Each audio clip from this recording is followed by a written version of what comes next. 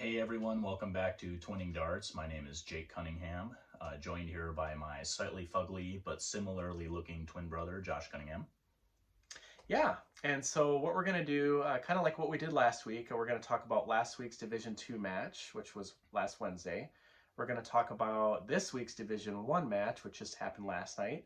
And then we're going to talk about the UKopen, which just happened over there in Europe, in the steel world. So if you like this sort of content, whatever is currently happening in the steel or soft tip world, we're going to sprinkle in some dart reviews, maybe like a throw analysis, streamed grand board matches, anything dart related. If you like darts, please consider challenging the like and subscribe button to a game of cricket. Absolutely piss pound the hell out of points, get the 200-point lead. Don't even look at closing, just continue pointing until they rage quit.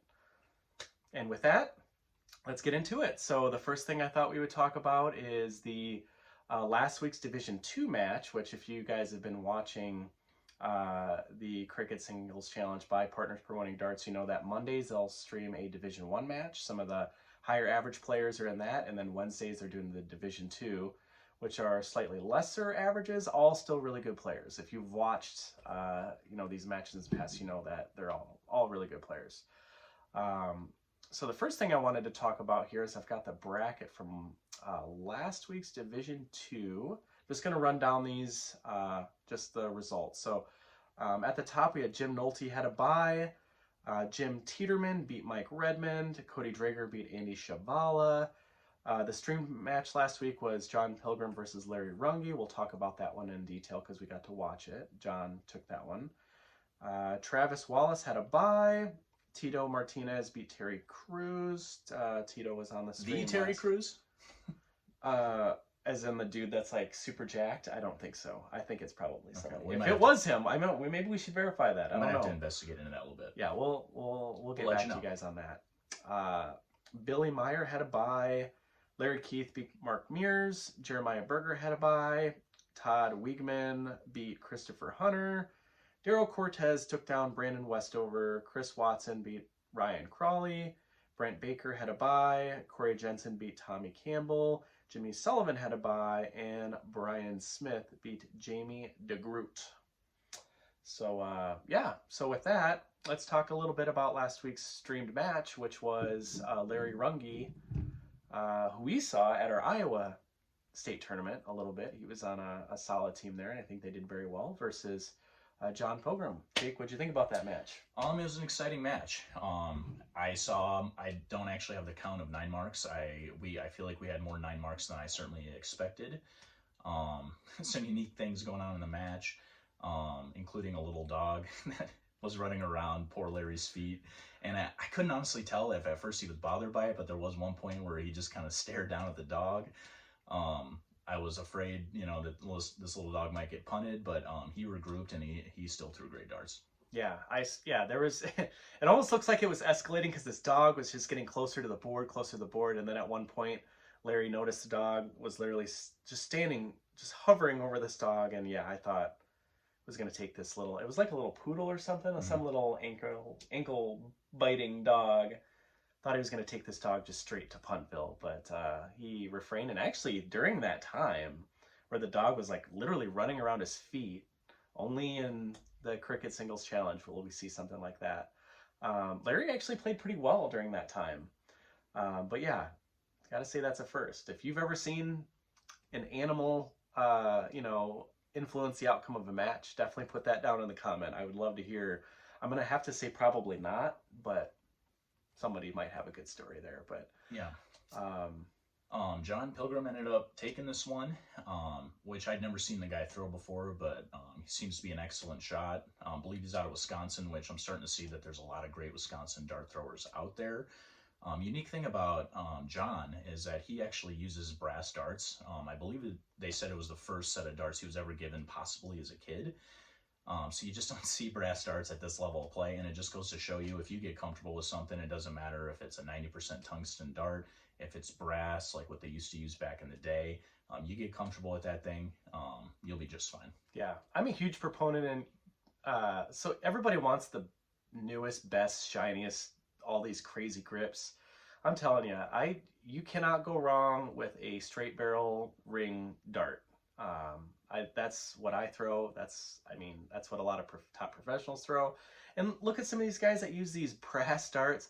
I mean, go into your grandfather's collection, find a dart with a feather flight and throw it. I mean, well, I guess I probably wouldn't suggest doing that, but it just, I mean, you practice with something. I mean, it's a game of muscle memory. I mean, you can get good at it. I mean, John's got brass darts, so didn't really expect that. I didn't think a lot of guys at a high level would throw a brass dart, but it just goes to show you get comfortable with something, you can get good with it.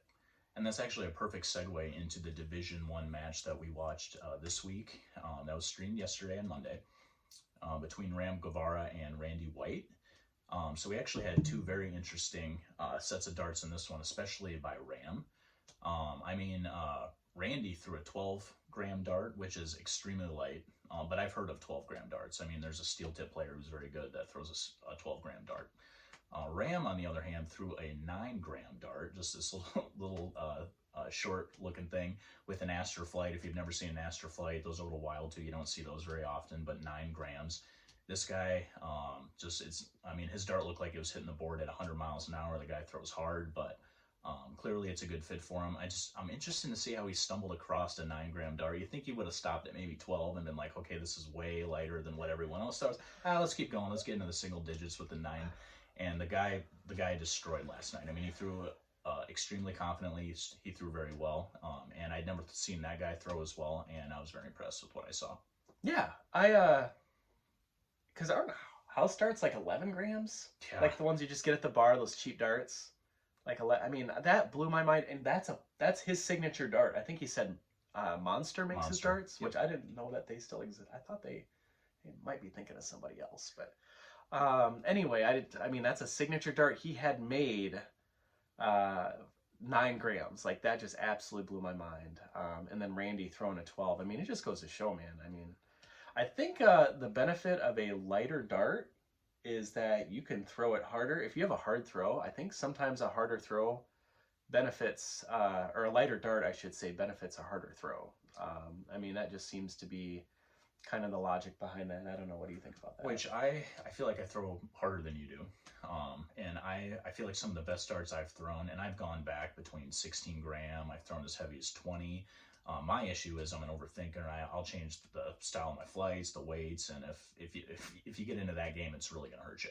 But I will say... Head case. Yes, very Head much case. So. There's always something better out there, which is really not the case. But I will say that... with my 16-gram dart, it's some of the better darts that I've thrown, and I do believe it's because of how hard I throw them. I just have better control over them. Yeah, that's a great point. Let's go over the bracket. Yeah.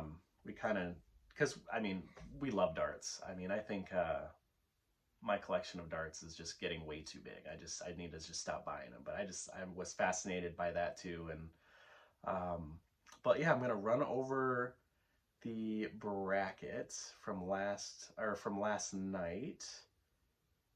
Let's go ahead and see kind of where we're looking. So looks like Brett Hollanday and Johnny Lackey still need to play. Jordan Meyer beat last week's winner, Sean Kaflish, which we obviously know how good Sean is now. I'd never heard of him, and now I do. Especially if you're familiar with watching the Cricket Singles Challenge, you'll know who Jordan Meyer is. He's solid and showed it. I'm a big fan of a solid technique, and he does have a very pretty throw. He does. I've seen him throw many times. He does. Mike Carter beat Christian Lopez. Kenny Doyle took Jeff Burning. Skylar Lapine and Leonard Gates, looks like they still have to play. Rick Hensey beat Ken Ripp.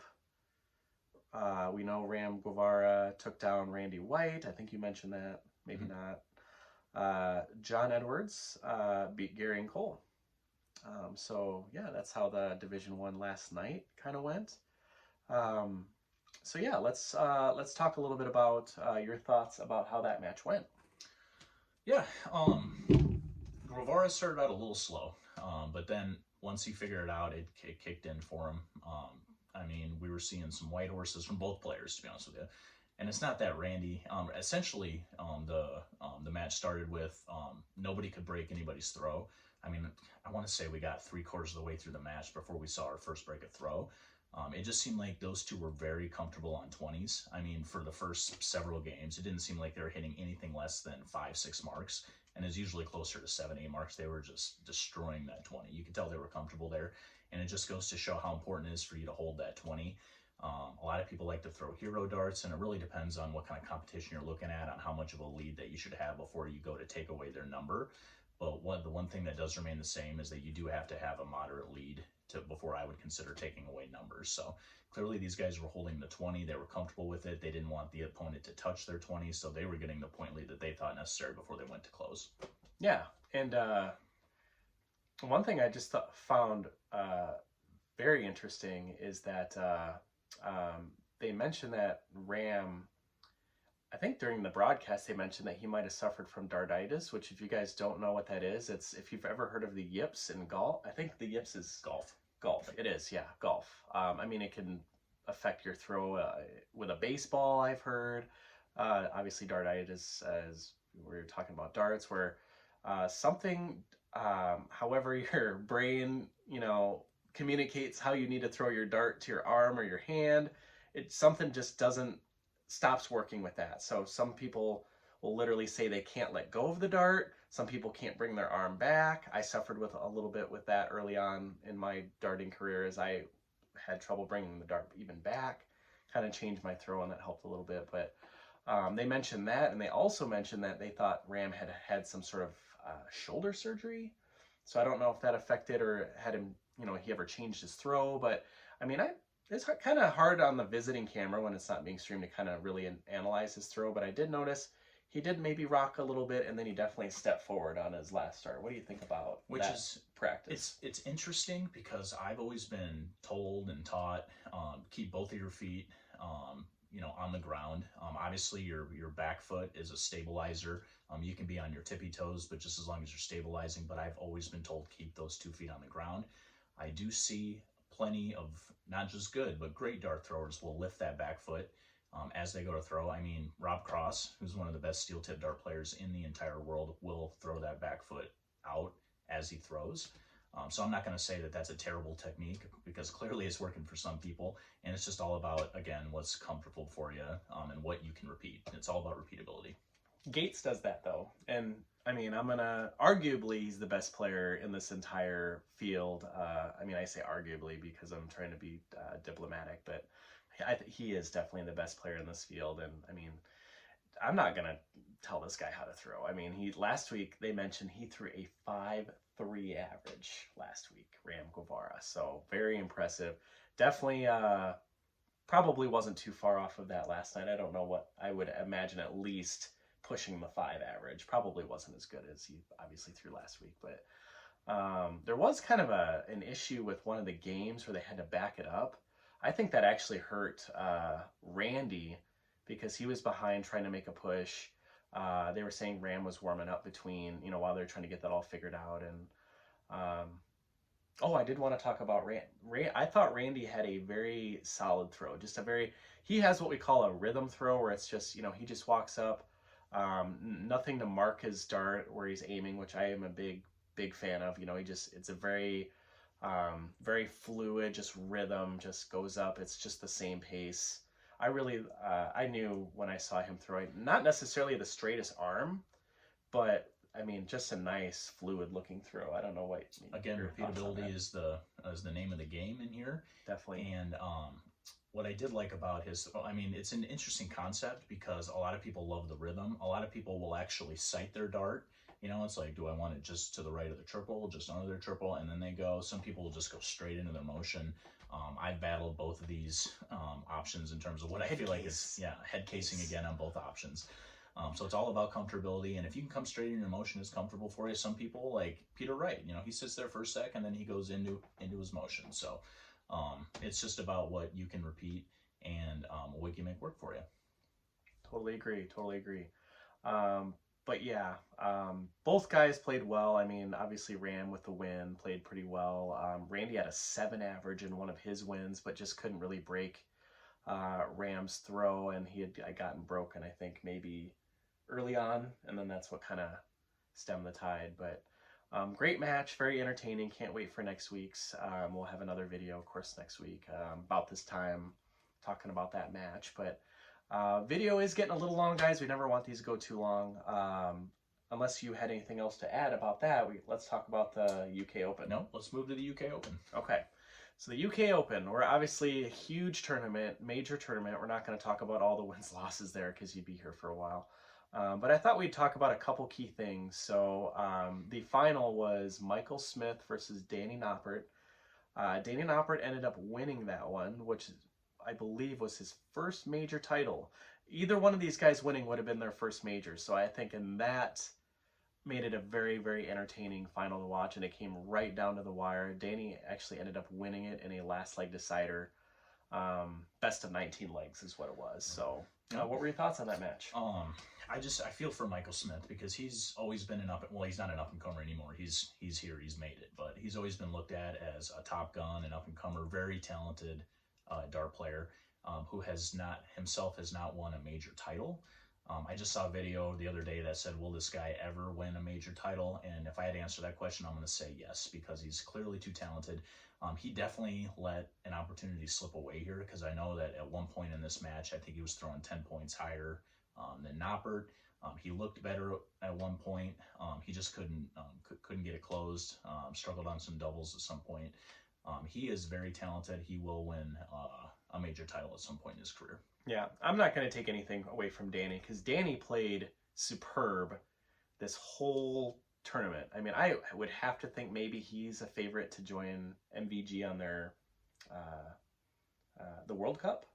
Last year it was Dirk van Dijvenbode. I think Danny's playing better, and he's just a better player right now. Debatable. They're both really good players, but the last leg was rough because Michael started the leg. Danny hit a 180. Michael just couldn't really put a whole lot together in that leg to end up losing it. My thoughts on Michael Smith, I used to not like Michael Smith because I thought he was just an absolute head case. One of those guys where he just wears his heart on his sleeve, you know, and I can kind of relate to him because, you know, if you're playing bad, you know, the body language, like throwing hands up in the air, looking up at this like almost like asking God to help you, just like angry expressions. I'm just like, Michael's just gonna struggle until he gets his mental game in order. But I feel like he's really improved that, like at least within the last year or two. Like you don't really see that as much. I'm sure other people probably brought that to his attention. You know, if he didn't already know it, I'm sure he probably already knew it and was just battling it. But I just think he's come leaps and strides in his mental game, and him winning a major is gonna happen. Absolutely, it's just a matter of time. And experienced dart throwers know that this game is so much of a head game in terms of like you need to keep your composure. You know, when you start to, especially with us two, we're so competitive. We definitely can wear our emotions on our sleeve too. You know, even in the middle of a throw. The thing about these guys is you may not see it after the third dart. You know, I used to see it after one or two darts with me, and then now I'm sacrificing probably my third dart that's not going to hit because I'm already frustrated. So he's definitely grown in that respect, and that's why I feel like he was in this final to begin with. Yeah, I mean, and runner-up at the Worlds, runner-up at the UK Open, two of the biggest tournaments of the year. I mean, one of the best scorers in the game. Hit a 9-darter, which for you guys that don't know what that is, in steel tip, it's the perfect 501 leg. Would be done in 9 darts. He did that along with James Wade. Only a matter of time before Michael Smith gets his, and I'm rooting for him because I mean he was obviously very disappointed. You could see it after that loss, but I don't know. What'd you think about those 9-dart legs? You know, those aren't super common, so I think it's a fun thing to talk about when you see them. They both happen in the same day, which is cool. It's one of the most exciting things you can see in darts. So anybody that's at one of those events just prays that they could catch one of those. So yeah, it's pretty exciting if you were lucky enough to be there. Listen, guys, this video is already pushing 20 minutes, so we got to wrap this up. But yeah, again, let us know. Comments, likes, subscribe, you know, just let us know what kind of content you want to see. We're going to try to cover anything that we can think of really in the dart world. Did you have anything to add? No. About anything we talked about? No. Good, because I want to make sure that I'm, you know, keeping you happy too as my my sidekick here. Yeah, you better. you guys might see us fight in one of these videos. I don't know. We'll find out. Try to keep the fights off camera. But hey, guys, thanks for watching. If you made it all the way to the end, want to keep these a little bit shorter going forward. But thanks for tuning in to Twinning Darts, and see you later.